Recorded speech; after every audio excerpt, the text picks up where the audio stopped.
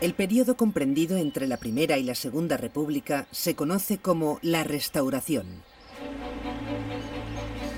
La primera experiencia de república termina con un sabor amargo de fracaso. La fragmentación política y las tensiones sociales hacen imposible el sueño republicano. Un nuevo período se abre con la Restauración y la subida al trono de Alfonso XII, a quien en 1902 le sucede su hijo Alfonso XIII. En el ámbito político, estos años parecen tener cierto carácter menor frente a la agitación y los enfrentamientos que preceden y que siguen a este periodo.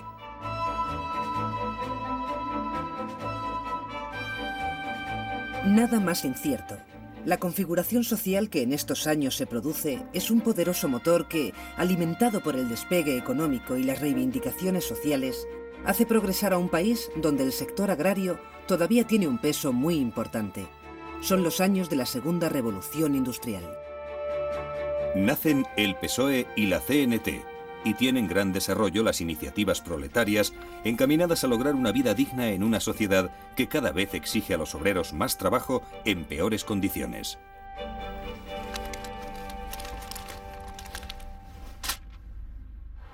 Frente a estos, una burguesía creciente hace de las ciudades un lugar de diversión. Aparece gran parte del ocio que hoy practicamos, como por ejemplo el cine, el veraneo, los toros o el fútbol.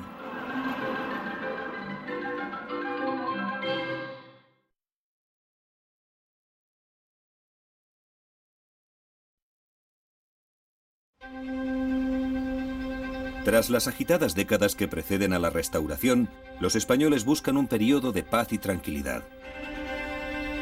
En 1875, Alfonso XII llega a España precedido por el Manifiesto de Sandhurst, en el que se declara a favor de una monarquía parlamentaria.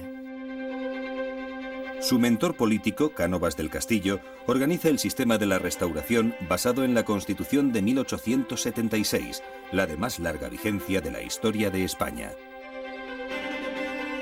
Cánovas diseña también un complicado sistema por el que los liberales conservadores, liderados por él, y los liberales progresistas, encabezados por Sagasta, establecen turnos de gobierno. Se trata de un pacto entre caballeros que, ayudados por los caciques, tratan de educar y convencer a una nación de los valores y las ventajas de una democracia restringida.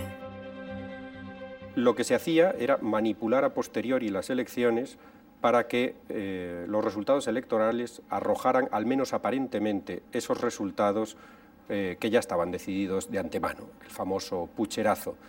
Para ello se recurría a los caciques, a esos notables locales que dominaban la sociedad española, dominaban el poder municipal en los pueblos sobre todo, dominaban las diputaciones, dominaban en la práctica también el Parlamento y, lo que es más importante en relación con las elecciones, dominaban el proceso electoral. Eran los que estaban a pie de urna el día de las elecciones y tenían todas las posibilidades para hacer que las urnas arrojaran el resultado apetecido. De manera que, en definitiva, eran estos caciques los que, en connivencia con autoridades políticas de la máxima responsabilidad, distorsionaban el resultado de las elecciones sistemáticamente durante todo el periodo de la Restauración.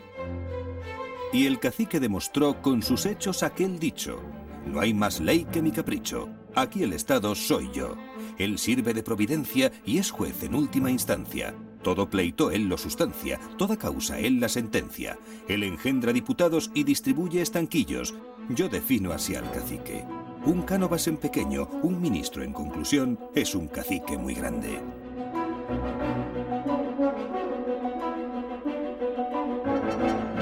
Pese a todo, es ahora cuando se produce la carrera de la industrialización, con la preponderancia de la burguesía del País Vasco y de Cataluña.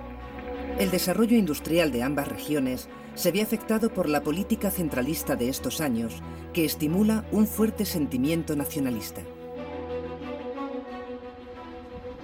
Desde Cataluña se exige al gobierno de Madrid una mayor presencia en la política para poder defender sus singularidades culturales y sus grandes intereses económicos desatendidos por el centralismo de la capital. La Renascença es la manifestación cultural de este sentimiento y la Lliga Regionalista el primer partido político catalanista. De la misma forma, el nacionalismo vasco impulsado por Sabino Arana, fundador del Partido Nacionalista Vasco, define una identidad vasca que trasciende los particularismos de las tres provincias, Álava, Guipúzcoa y Vizcaya. Con la Restauración, la Iglesia recupera parte de la influencia social y política perdida tras el golpe de las desamortizaciones. Su apoyo incondicional al trono le sirve para recuperar su papel adoctrinador. Numerosas congregaciones religiosas dedicadas a la enseñanza controlan la educación del país. Pocas iniciativas educativas están al margen de este espíritu, como es el caso de la Institución Libre de Enseñanza.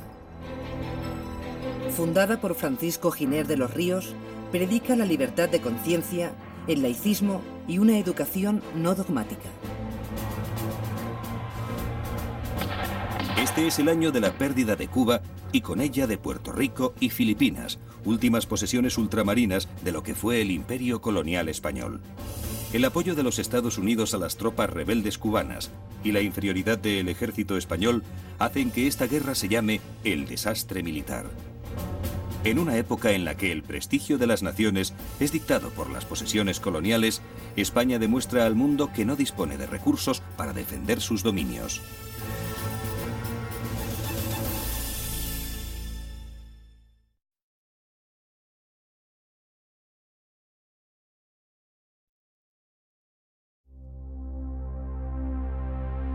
Alfonso XIII sube al trono en 1902.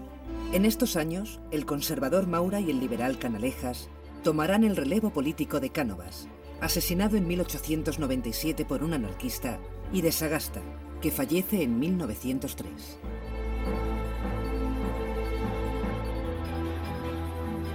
En 1909, Maura llega al poder con un proyecto regeneracionista.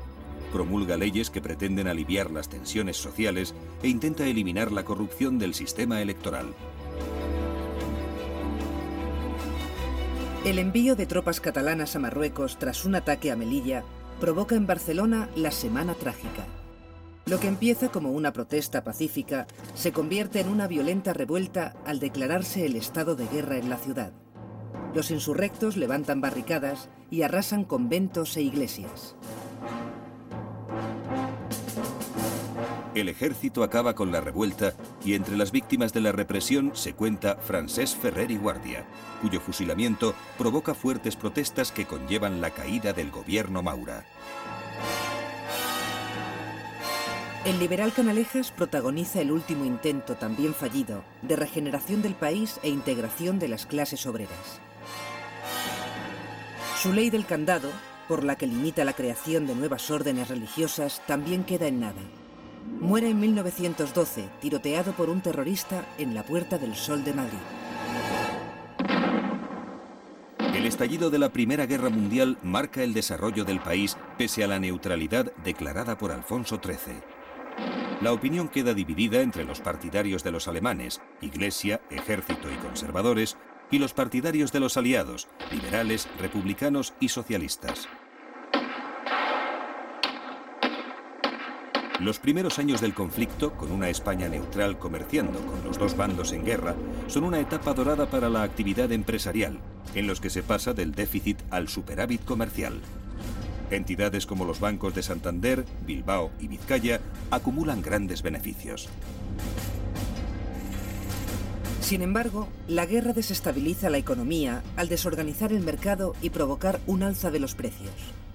La consecuencia social de esto es que los salarios reales descendían. Si estaban subiendo los precios de los productos de primera necesidad, los salarios de los obreros cada vez podían comprar menos cosas, de manera que la calidad de vida de los trabajadores empezó a descender aceleradamente como consecuencia de la inflación y esto provocó una situación de malestar y de descontento.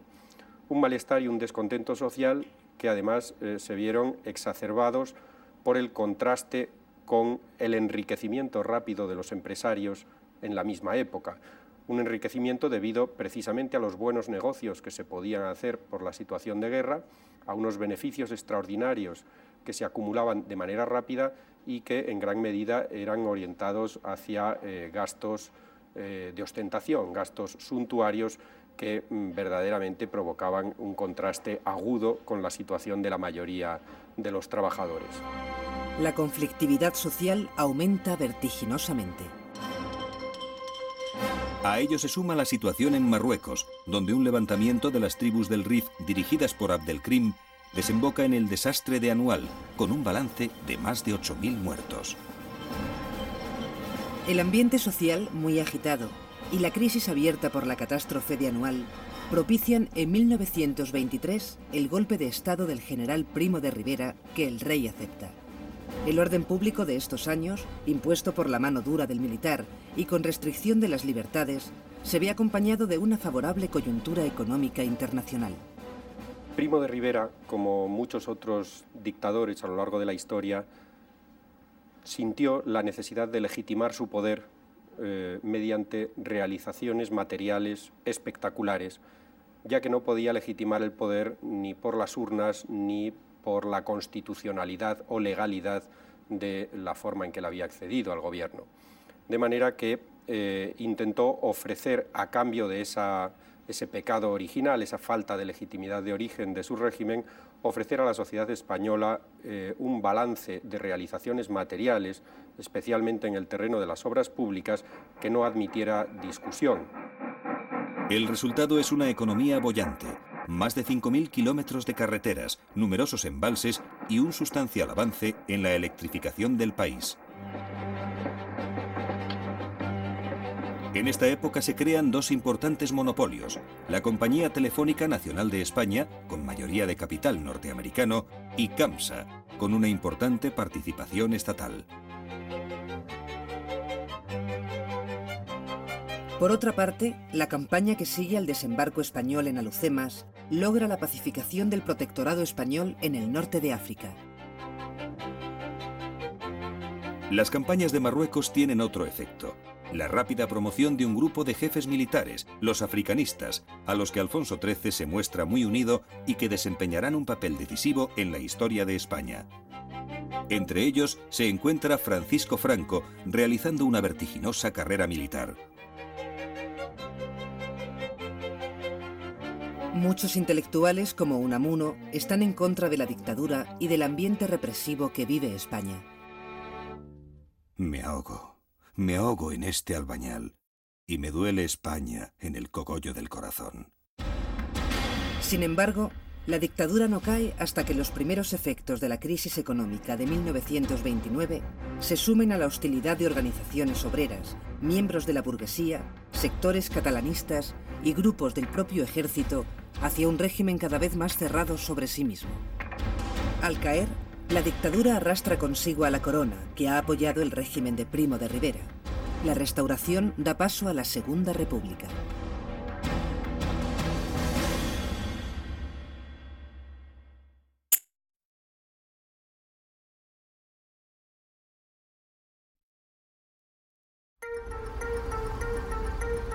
Durante el cambio de centuria, las ciudades experimentan una gran transformación.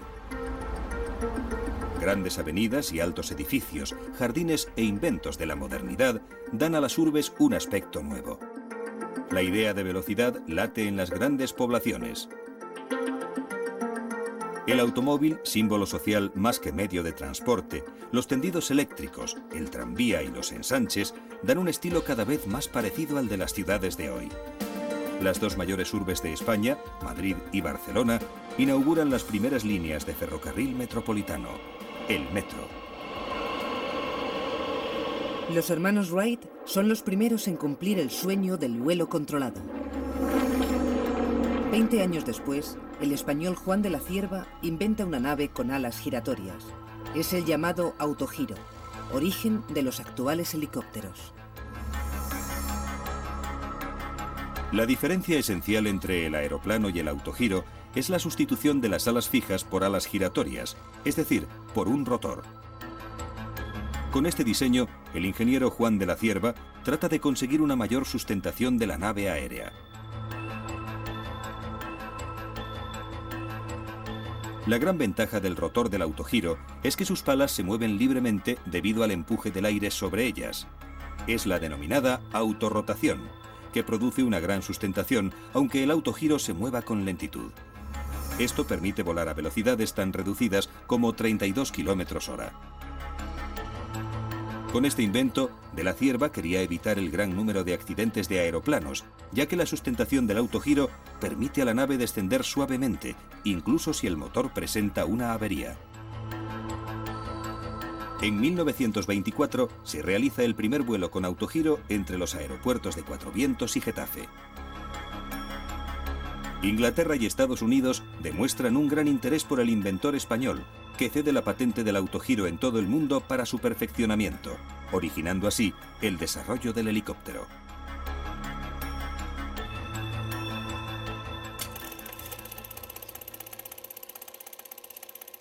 En 1898 los hermanos Lumière realizan en Francia las primeras filmaciones de la historia. Enseguida llegan numerosas películas y el público queda atrapado por la magia del celuloide. El cine se convierte, debido al bajo precio del espectáculo, en una manera de olvidar las largas jornadas en la fábrica.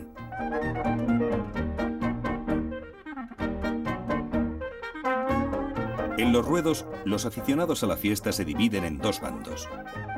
Los partidarios de Joselito, torero clásico, elegante y conservador, y los seguidores del innovador y rompedor Juan Belmonte, ensalzado por los intelectuales. Una controversia que termina con la muerte por asta de toro de Joselito. El deporte se populariza y el fútbol crea una afición de masas. Nace la Copa del Rey. El primer club es el Recreativo de Huelva. Alfonso XIII, muy aficionado a este deporte, otorga el título de Real a aquellos clubes que cosechan grandes victorias.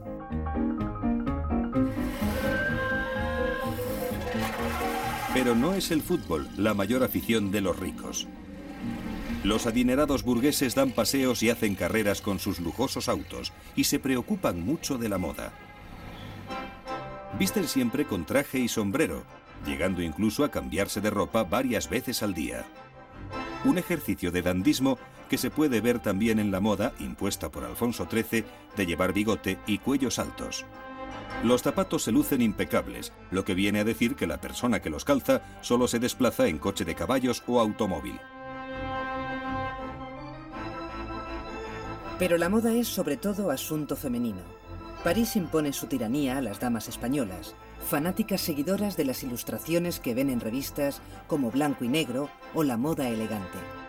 Ningún esfuerzo es poco para estar a la última y marcar de forma clara las diferencias con las clases inferiores.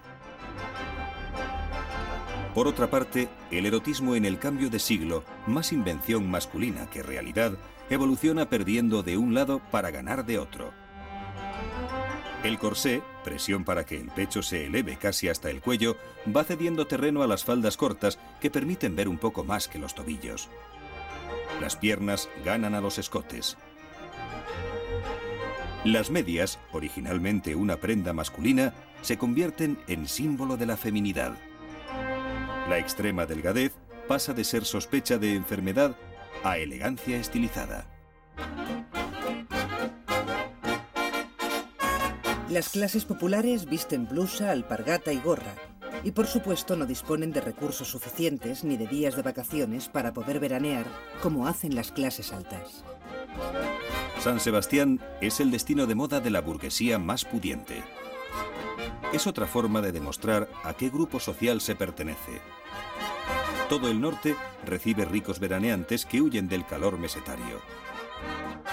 Alfonso XIII y su esposa Victoria Eugenia disponen del Palacio de la Magdalena en Santander, razón suficiente para que esta ciudad rivalice con San Sebastián.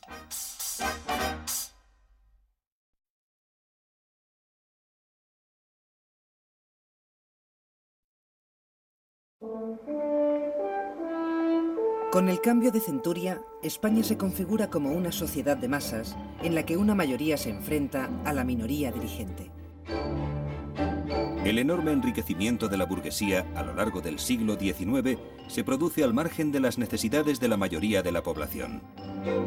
El resultado es una sociedad tremendamente desigual que entra en crisis en el momento en que los más débiles se organizan. La gran masa de obreros y campesinos se moviliza en torno a las ideas anarquistas y socialistas. En líneas generales, el socialismo predomina en los medios obreros de Madrid y del norte de España, mientras que el anarquismo será hegemónico entre los jornaleros de Andalucía y el proletariado catalán. En 1879, Pablo Iglesias funda el Partido Socialista Obrero Español, marxista pero no revolucionario. Se alineará con los sectores partidarios de la República. En cualquier caso, la Unión General de Trabajadores, el Sindicato Socialista, presenta un perfil más revolucionario. Los socialistas españoles no llegan al Parlamento hasta 1910, año en el que Pablo Iglesias ocupa el primer escaño por el PSOE. Habrán de reconocer que vivimos en un régimen de insolidaridad, en un régimen donde un número relativamente pequeño explota a la mayor parte de los individuos del país. El Partido Socialista Obrero Español, al igual que los demás partidos socialistas que se crean en Europa y en el resto del mundo en el último cuarto del siglo XIX, eran partidos que sostenían una aspiración a una sociedad sin clases, a llegar a una sociedad en la que hubiera desaparecido la opresión o la explotación de unas clases por otras, especialmente en nombre de la emancipación de la clase obrera. Para ellos, la manera de llegar a ese objetivo máximo era utilizar el poder del Estado.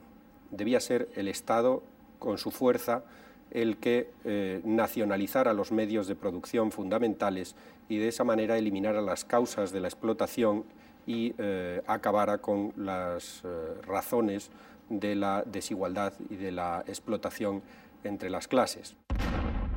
El éxito de la propaganda por los hechos, como se conoce la acción terrorista, va a más con la creación en 1911 de la Confederación Nacional de Trabajadores, la CNT, el brazo sindical del anarquismo. Los anarquistas, al igual que los socialistas, aspiraban a una sociedad sin clases, a una sociedad en la que hubiera desaparecido la desigualdad y la explotación.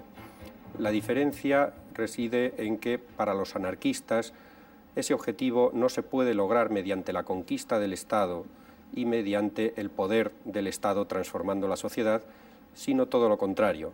Lo primero que hay que hacer es destruir el poder del Estado, el poder de cualquier otra institución que suponga autoridad, que suponga imponer a la sociedad alguna forma de autoridad, porque es de la autoridad de donde procede la opresión y la desigualdad. Tanto la CNT como UGT son sindicatos que nacen de la unión de numerosas organizaciones de trabajadores. La huelga general es la principal arma de los sindicalistas y se convierte en el auténtico elemento desestabilizador. Es la práctica revolucionaria por excelencia. El sentimiento revolucionario cala tan fuerte entre los españoles que los gobiernos de la Restauración, para aliviar las tensiones sociales, diseñan una nueva legislación social en la que aparece la Ley de Accidentes de Trabajo, la Ley de Descanso Dominical, la Ley de Huelga, la Ley de Trabajo de Mujeres y Niños, así como el Instituto de Previsión Social, el precedente de la Seguridad Social Estatal. A pesar del beneficio económico que España gana con su neutralidad en la Primera Guerra Mundial, la miseria sigue acompañando a gran parte de la población. PSOE y UGT ven el momento de llamar a la huelga general para expulsar al rey y convocar unas elecciones generales. Pero la huelga, pese a la violencia que desata en las grandes ciudades, fracasa y no logra acabar con el régimen, aunque evidencia la debilidad del sistema y su incapacidad para abordar los temas sociales, ya dirimidos en buena parte de Europa. Los líderes del PSOE y UGT son condenados a cadena perpetua. El conflicto social se traslada de nuevo a Barcelona, donde los trabajadores y los empresarios se enfrentan abiertamente. La CNT vive una de sus etapas de mayor actividad. Organizados en el Sindicato Único, los anarcosindicalistas mantienen un duro pulso con la patronal. En 1919, el gran sindicato anarquista, la CNT, fue declarada ilegal en España. Después, por lo tanto, de una década de actuación a la luz del día, los anarquistas volvían a la clandestinidad, volvían a la persecución, volvían a que no se les reconocieran canales públicos y canales legales para actuar en favor de sus ideas. La consecuencia fue que los anarquistas volvieron a la violencia, volvieron de manera más intensa que nunca al pistolerismo, a utilizar el atentado terrorista, mientras que los patronos, por su parte, organizaron también bandas de pistoleros para reaccionar frente a esa presión revolucionaria del anarcosindicalismo.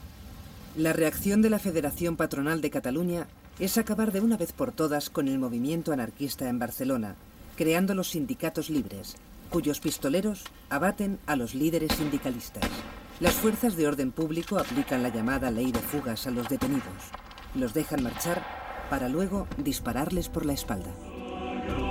A la violencia desatada en la ciudad se suma la que afecta a parte del campo español. Labradores extremeños y andaluces se enfrentan a sus patronos y exigen el reparto de tierras.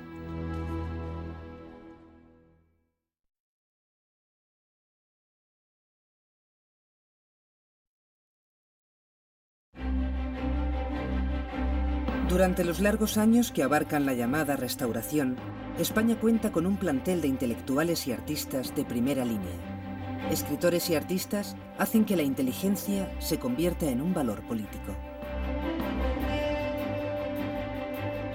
El esplendor cultural de estos años empieza por el realismo comprometido de Benito Pérez Galdós y sigue con el modernismo catalán, el regeneracionismo intelectual, la generación del 98 y la generación del 14. Galdós es el gran novelista español que plasma, convirtiéndola en ficción, toda la realidad social y política del siglo XIX.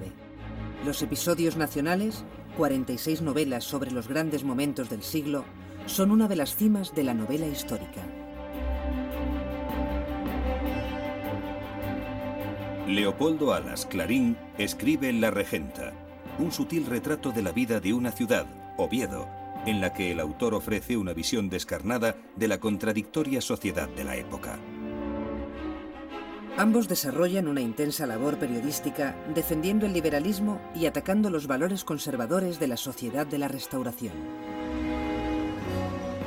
Al mismo tiempo, la pérdida de las últimas colonias españolas despierta un sentimiento de desasosiego entre los españoles e intelectuales que dedican miles de páginas a este tema. Un sentimiento trágico de la vida une a una generación de escritores como Miguel de Unamuno, Maeztu, Azorín, Baroja, Valle Inclán y Machado. Es la generación del 98. En Barcelona, con el apoyo de la burguesía, el modernismo se convierte en el baluarte de la ciudad. Este movimiento coincide con el apogeo industrial y la expansión del ensanche de Barcelona, por lo que la arquitectura modernista se desarrolla enormemente. La ciudad condal se convierte en una urbe moderna y bella, al estilo de las grandes capitales europeas. En estos años se produce un gran esfuerzo de renovación y regeneración de la ciencia española. Se pasa de hablar de ciencia a hacerla. El premio Nobel Santiago Ramón y Cajal realiza una de las mayores contribuciones a la neurología moderna. Pese a sus grandes logros, su caso es la mejor muestra de la dificultad del desarrollo de la ciencia española por la precariedad de medios. Entre otros logros, el científico español es el primero en aislar las células nerviosas, llamadas células de Cajal, situadas cerca de la superficie del cerebro, el motor de todo el sistema nervioso. El cerebro tiene como función principal procesar la información que nuestros sentidos recogen del mundo exterior y de nuestro cuerpo. El puente y el cerebelo son los encargados del balance y la coordinación.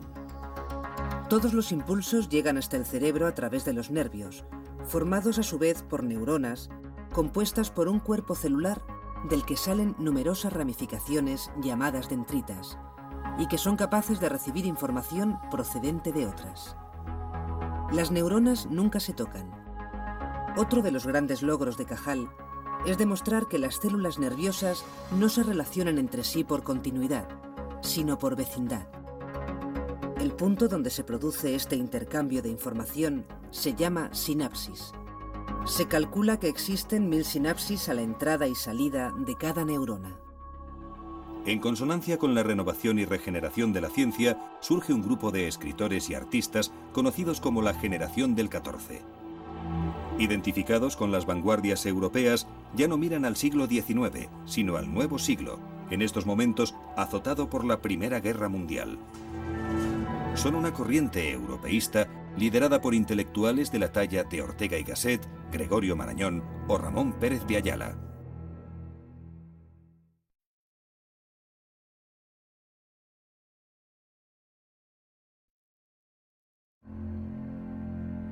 En el libro España invertebrada, Ortega y Gasset propone que los intelectuales vinculen los movimientos populares con las élites dirigentes y económicas. Cree que es la única forma de lograr que un país que está por hacer pueda progresar. El enfrentamiento ideológico crece en una sociedad que pide a gritos que la dictadura y el rey dejen paso a la república. Es la crisis final de la Restauración, un periodo de más de 50 años en los que España ha asistido a un espectacular progreso de la ciencia, a una legislación social moderna, a la constitución más larga de su historia, al avance de la economía, a la organización del movimiento obrero y a la consolidación de los movimientos regionalistas. Sin embargo, España no ha tenido todavía una democracia auténtica, reflejo de la verdadera voluntad del pueblo. La Restauración es ahora un sistema en crisis, cuyo mayor error es haber creado un mecanismo de gobierno en el que la gran mayoría de la población está ausente. España es un país con una sociedad más moderna y madura que el propio régimen que la gobierna. Así se manifiesta con motivo de la transición a la República. El nuevo régimen, que tantas esperanzas despierta, supone un esfuerzo notable por vertebrar España y dar respuesta a los problemas sociales y políticos que la Restauración no ha sabido resolver.